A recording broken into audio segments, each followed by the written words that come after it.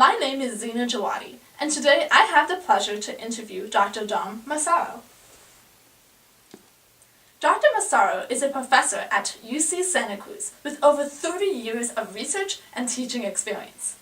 Dr. Massaro has authored and co-authored 10 books and 289 research papers. Dr. Massaro's specialty is speech perception, especially in people with hearing loss. Dr. Massaro, thank you very much for the interview opportunity. You're welcome. Happy to do it. Thank you very much. Can you please explain the concepts as speech perception and bimodal speech perception and how they relate to speech reading? Okay, sure. So speech has always been thought of as an auditory phenomenon. There's a very famous book that was written in the 50s by Dennis and Pinson called The Speech Chain. And so they had some auditory information coming in and some sort of understanding coming out of this chain of events. And so before that time and since that time, the field has really thought of speech as being purely an auditory phenomenon. And in our research, we thought of speech also as an auditory phenomenon, but we also understood that many sources of information contribute to speech perception. Not just the sound that's coming in the ears, but the gestures of the speaker, facial information, emotion, and so on. And so we stumbled onto a finding by Harry McGurk, which is called the McGurk effect, that watching the face can actually influence what you hear. Okay? And so this took the field by surprise, and we found it as a nice finding, but also a nice paradigm to understand how people perceive speech by ear and by eye.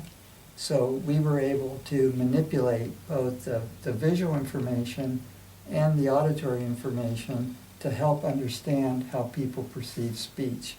And our guiding principle that speech perception was simply a form of pattern recognition. There was nothing special about it. You may know Noam Chomsky's work in language, where he said that language is special. It doesn't follow the rules of perception and learning, but rather has its own unique properties. And we took the opposite point of view, that in fact, no, speech is simply a form of pattern recognition. There's nothing special about it. You simply have many sources of information that you use to understand the message. Okay? And so we were able then to manipulate the speech coming in the ear and the speech coming in the eye independently of one another and show how people utilize both of these sources of information, and they utilize them in a very efficient, optimal way to arrive at understanding what the message is.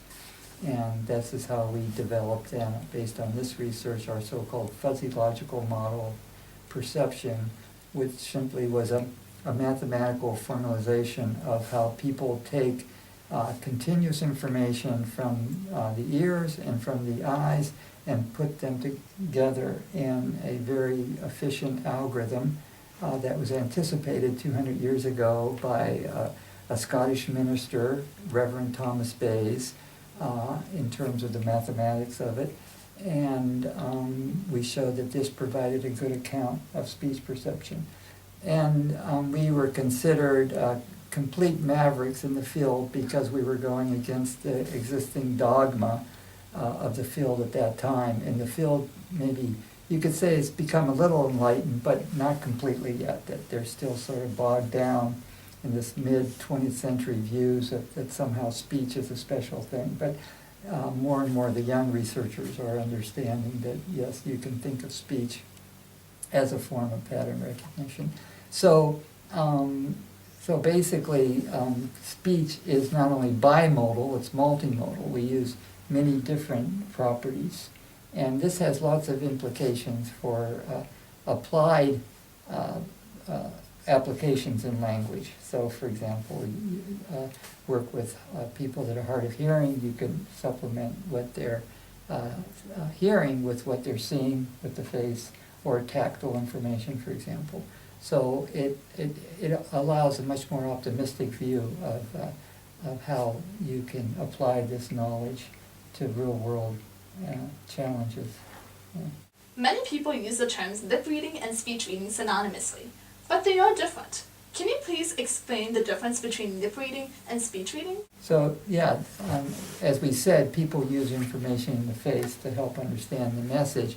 And although a lot of that information comes from the lips, so it's just natural for people to call it lip reading, you can get other information like eyebrow movements and cheek puffing and things like that.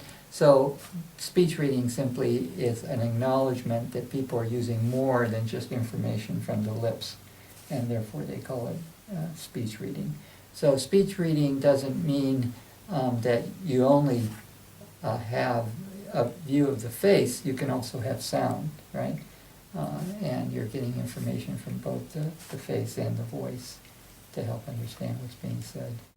So in many ways it's like nonverbal communication, and using nonverbal communication along with lip reading. Well, you mean nonverbal in addition to the voice? Yes. Well, I wouldn't call it nonverbal in the sense that it's still information about the speech. What I would call nonverbal would be the other information you can get from the face, which would be emotion. So emotion is much easier to recognize in the face than in the voice, for example. And we've done studies where using our talking head, we are able to build in emotions to various degrees and have people identify what these emotions are. And we have found that indeed people are more sensitive to information in the face about emotion than they are about emotion in the voice, which is just the opposite of speech. There's no doubt that the voice is much more informative for speech perception than the face is. So we can talk on the phone, but not very many people could talk over a video phone where you just have the face. Although, there have been a few people that are able to do this fairly well.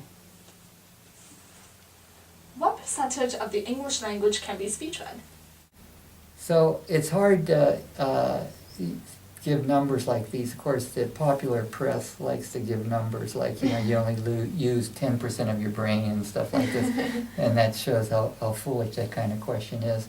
And so in our view, where you have many different sources of information to help you understand what is being said, then you really can't say X percentages from this and X percentages from that, because it depends on exactly what is being said, and of course how well people hear and how well they can speech read.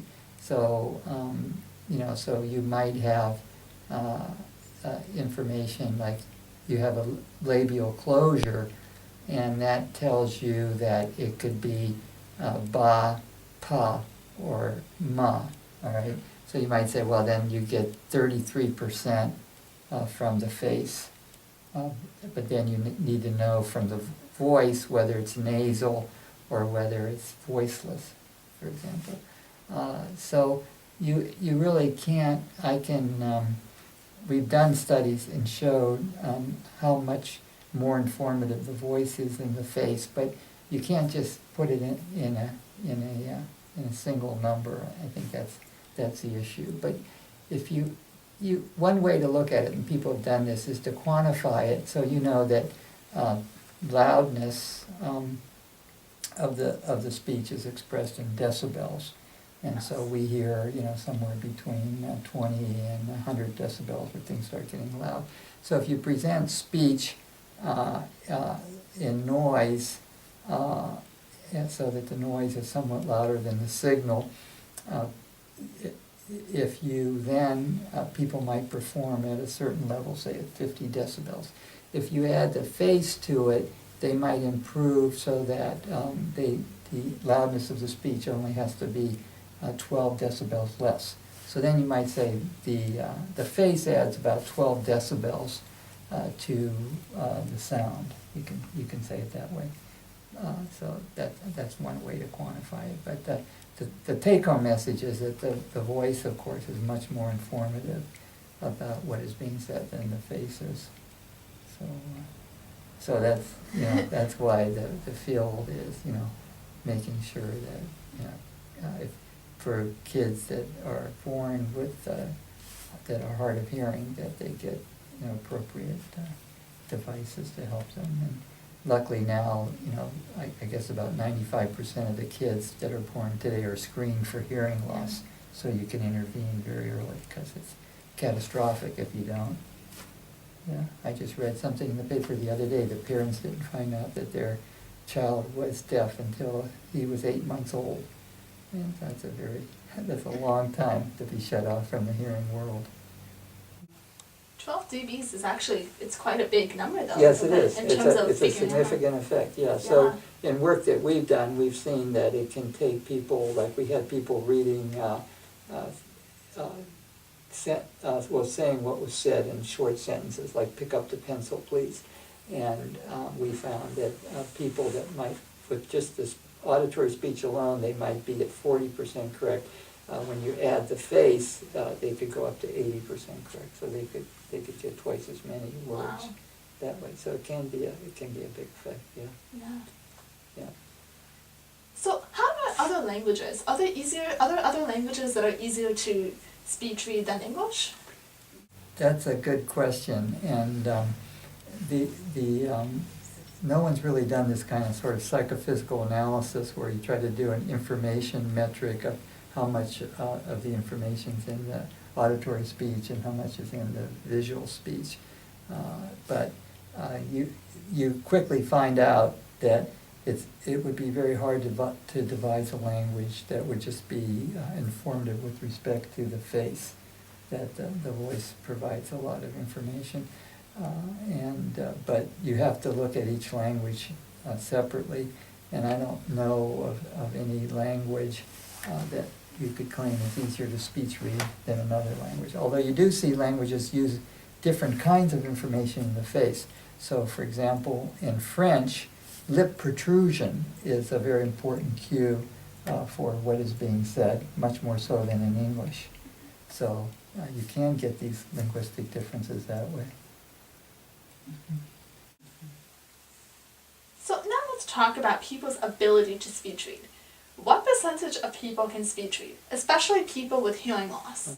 So yeah, the one thing that people had to get convinced of is that everybody speech reads to some extent. So it's something that I just saw some recent studies that kids at the earliest age possible pick up information from the caregiver's face, and they recognize very quickly the synchrony between the voice and the face. So you're getting this information from day one, and so by the time you're an adolescent, you're a pretty good speech reader. Okay, and it's a slow developmental trend, just like it is with auditory speech. People think that kids can just perceive speech immediately, but even 6 or 7 year olds, they have trouble hearing some differences, and that like the difference between va as in that and the as in that, and this is where the face can help out, because the facial movements are very different in the two cases. So everybody speech reads, even though they claim they can't, and we have these tests where we can show that indeed everybody benefits from it. And the issue of hearing loss is interesting, because early studies that had been done had shown that kids that have hearing loss are much poorer speech readers than hearing kids. Okay, a scientist named Conrad in England did these studies very early on. But what he missed out on there was that kids at that time that had hearing loss didn't have a very good competency in the language, right? Because hearing loss, you're not going to learn a lot of the language. And so that's a confounding. They didn't know that. So now, where people have some hearing loss but are still, maybe have hearing aids and so on, are still somewhat more challenged in speech perception, they do a lot better. And so a scientist named Lynn Bernstein, who was at the House Institute, and I think she may have moved back to Washington, D.C., but she did a systematic, with a coworker, did a systematic analysis of people with hearing loss as adults. So they had hearing loss as kids, and then they tested them as adults, and they turned out to be better speech readers than normal hearing people. So this challenge of being more dependent on the face can actually get the system to, become more sensitive to these subtle differences. So the population as a whole with hearing loss does better lip reading than not. So, yeah. Are there any studies showing how speech reading can benefit people with hearing loss? Sure. I mean, there are lots of studies that people have done. So, for example, there are a set of studies that we've analyzed where people with either hearing aids or cochlear implants were tested with word recognition, sentence recognition, and so on, and showed that they benefit from having the face and the voice relative to just the voice alone. Yeah. And we were able to describe their performance in terms of this model that I described, that they're using information from both the face and the voice, and doing much better with both than either one alone. So yeah, hearing people, people with some hearing loss can benefit greatly from speech reading. And for example, there's lots of fun anecdotes too. So you know that people, as they become chronologically gifted, that is, they're getting older, they lose their hearing, and particularly men lose their high frequencies. And when you interact with older people, they'll make it very clear. I had a colleague that was giving a lecture, and somebody in the audience said, "Stop putting your hand over your mouth," right? Because they were hiding that information. So and people have said, "Oh, I hear the TV better with my glasses on." So again, they're using information from the talker's face to help them understand what's being said. So clearly the face is a very important source of information. Absolutely. Can you please tell us about the Baldi software? Okay. Yeah, I don't know how long you want my answers to be, but as I said, to go back when we originally talked about bimodal speech perception, that we wanted to manipulate the face as well as the voice. So we could manipulate the voice using a speech synthesizer where we could control it exactly. But we were simply dubbing videotapes of people talking, and we couldn't get the fine-grained manipulation. So I had a cycling partner who was in the mathematics department, and he had at that time a Silicon Graphics machine, which was really the only machine with like $100,000. As a behavioral scientist, I could never justify getting one. I wouldn't be credible in that community, which is unfortunate. So anyhow, we developed this facial animation software, building on the work that Fred Park did for his dissertation at the University of Utah in the early 70s. And so we implemented that in the Silicon Graphics machine, and we were able then to manipulate the face in very fine ways. So for example, we could make a sound or a facial movement that was halfway between a B and a D, for example, which you could never do. A real person could never do it. And so we could then set up experiments where people were given this information from the animated face and from the synthetic speech, and then see how they put the two together to understand what's being said. So that's how Baldi, our facial animation software, developed. And so we used it in experiments. And so to use it in experiments, we wanted it to be as accurate as possible in terms of how it articulated speech. So what we did was we built on speech science, where observations had been made in articulatory phonetics and other fields, and we took measurements of the face to train our talking head to speak as accurately as possible. So even though it looks like a cyber face, it doesn't have all the nice naturalness of regular faces. Its speech is very accurate, and so we always used real speech, real talkers as a gold standard. How well can people's speech read? How well do they get information from our synthetic face relative to a real face? And so our goal was always to try to improve our face to reach a real face.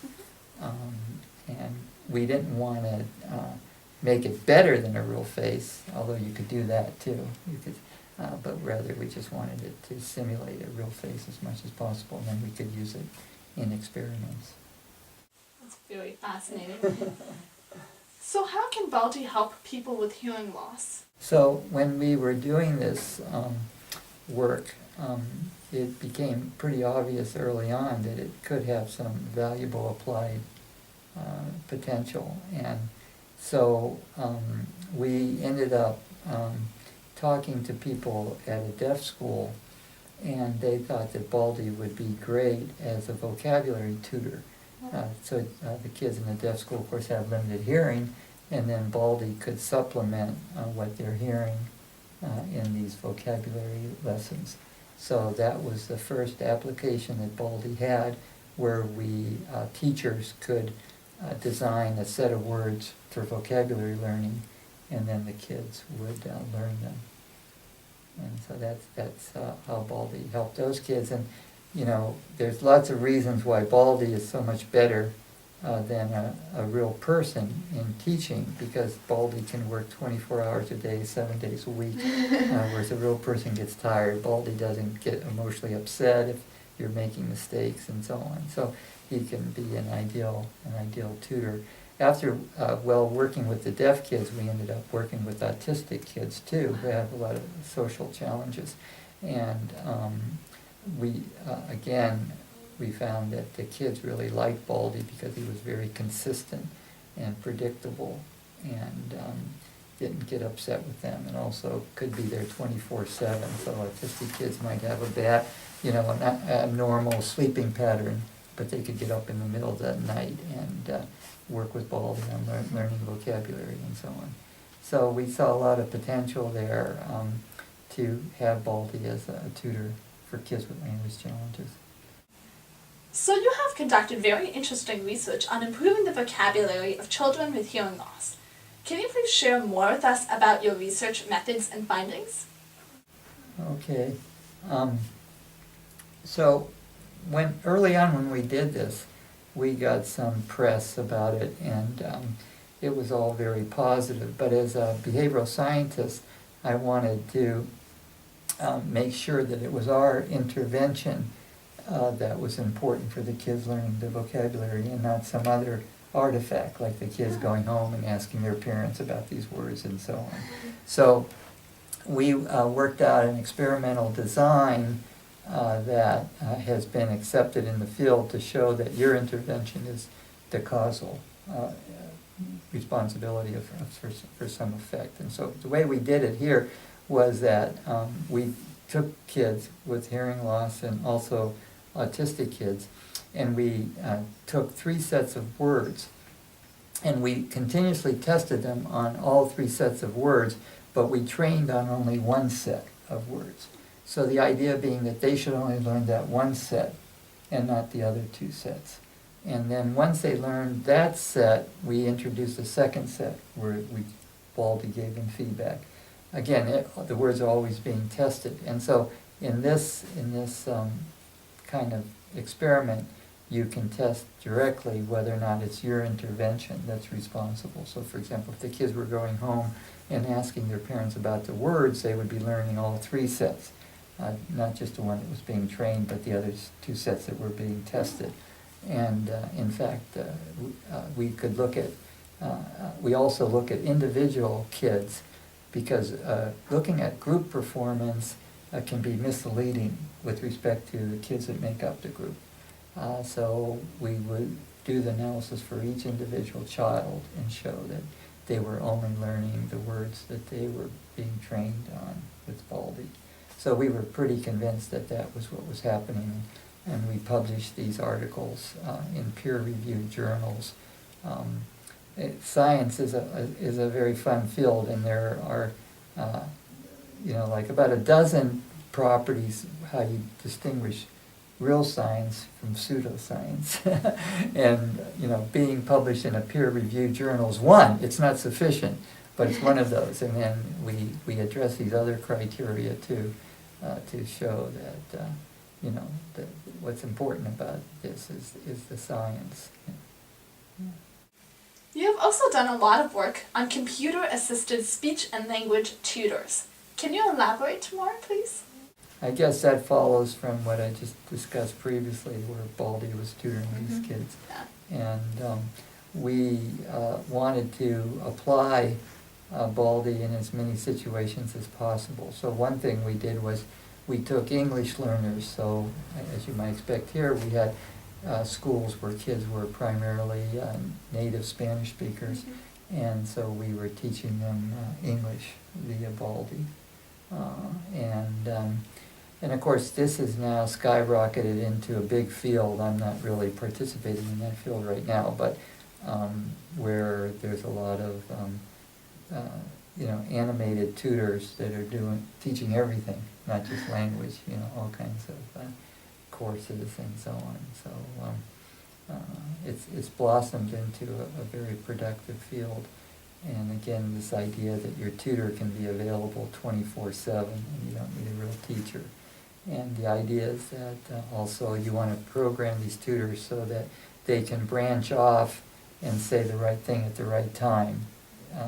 And if you wanted to do it like with videotape or something, you could never do that. You'd have to make a new videotape each time. Mm-hmm. And so that's the main advantage of having an animated tutor service, the guide to learning. What are the implications of your discoveries on communicating with people with hearing loss? Well, I think that it's good to inform people about what people with hearing loss need. So as we talked about, people covering their face with their hands when they're talking and so on, that's going to be very disruptive for them. And of course, like everything else, to be respectful of people that have hearing loss and make a point of talking so they can see your face and asking them if they understand everything and so on. It's very true. I can say that from my own experience. Right. Well, me too. It's important to understand what's going on. Yeah. So what are the impacts of your research findings on students with hearing loss who attend classrooms of normal hearing students?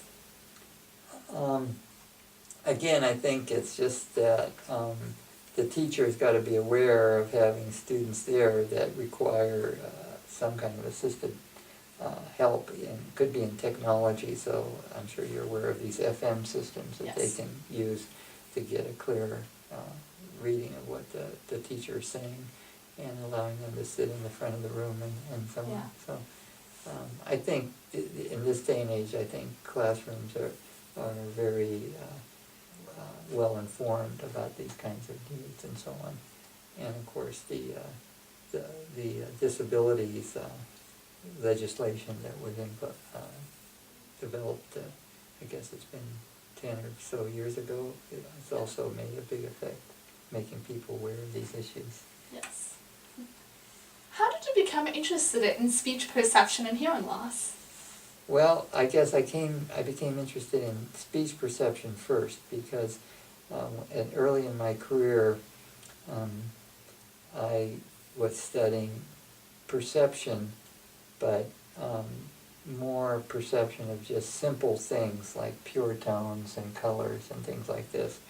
And I developed a specific way of understanding how people perceive tones and colors and simple objects. And I said, well, if this theory really is reasonable, then it should be able to describe how people do much more difficult things, like perceiving speech and like reading written language.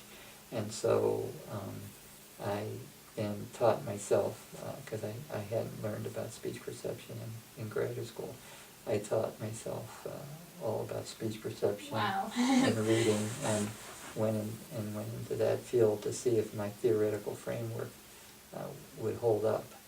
And so that was very exciting, yeah. And it was, at the University of Wisconsin, it was a great atmosphere because I was able to give graduate seminars and engage students in developing this theoretical framework. Dr. Massaro, thank you very much. Yeah, you're welcome. It was a lot of fun.